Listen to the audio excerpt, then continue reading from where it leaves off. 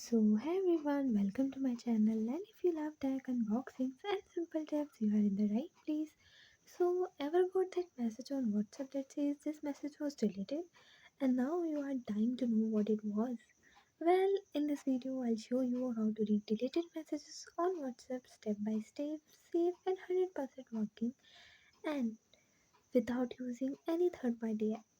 Without any delay, let's get started. Firstly, open the settings app on your device, scroll down and click on the notifications option. Now click on notification history and tap on the toggle against use notification history to turn it on.